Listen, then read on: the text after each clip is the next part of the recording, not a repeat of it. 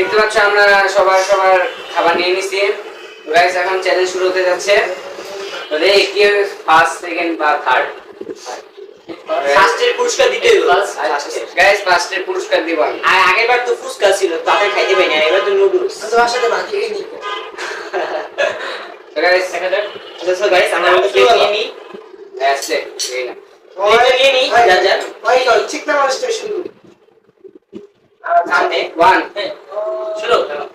1 1 2 3 3